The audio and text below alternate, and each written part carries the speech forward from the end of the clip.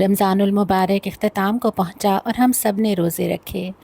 مولانا سید ابوالعلا مودودی فرماتے ہیں کہ روزے کے بے شمار اخلاقی اور روحانی فائدوں میں سے ایک یہ ہے کہ وہ انسان میں ضبط نفس کی طاقت پیدا کرتا ہے۔ مہینے بھر تک پے در پے نفس کے ان 3 سب سے بڑے اور سب سے طاقتور مطالبوں کو ضابطے میں کستے رہنے سے خود ہی کے اندر یہ طاقت پیدا ہو جاتی ہے کہ وہ خدا کی مرضی کے مطابق اپنے نفس اور جسم پر حکومت کر سکے۔ اور یہ عمر بھر میں صرف ایک ہی مرتبہ کا پروگرام نہیں ہے، بلکہ سن بلوغ کو پہنچنے کے بعد سے مرتے دم تک ہر سال 1 مہینہ اس مشق کے لیے وقف کیا گیا تاکہ نفس پر خودی کی گرفت بار بار تازہ اور سخت ہوتی رہے۔ یہ ساری مشق محض اس غرض کے لیے نہیں ہے کہ مومن کی خودی صرف اپنی بھوک، پیاس، شہوت اور آرام طلبی پہ قابو پا لے، اور اس کی غرض یہ بھی نہیں ہے کہ اسے نفس و جسم پر قابو صرف ایک رمضان ہی کے مہینے میں حاصل رہے۔ دراصل اس کا مدعا یہ ہے کہ نفس کے ان 3 سب سے زیادہ زوراور حربوں کا مقابلہ کر کے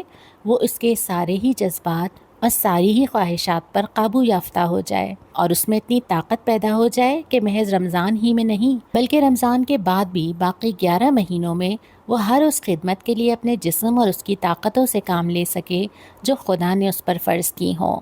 ہر اس بھلائی کے لیے کوشش کر سکے جس میں خدا کی رضا ہو، ہر اس برائی سے رک سکے جو خدا کو ناپسند ہو، اور اپنی خواہشات اور جذبات کو ان حدود کا پابند بنا کر رکھ سکے جو خدا نے اس کے لیے مقرر کر دی ہیں۔ اس کی باغیں نفس کے قبضے میں نہ ہو کہ جدھر جدھر وہ چاہے اسے کھینچے کھینچے پھرے، بلکہ عنان اقتدار اس کے اپنے ہاتھ میں رہے، اور نفس کی جن خواہشوں کو جس وقت، جس حد تک اور جس طرح پورا کرنے کی خدا نے اجازت دی ہے انہیں اسی ضابطے کے مطابق پورا کرے۔ اس کا ارادہ اتنا کمزور نہ ہو کہ فرض کو فرض جانتا بھی ہو، ادا بھی کرنا چاہتا ہو، مگر جسم پر اس کا حکم ہی نہ چلتا ہو۔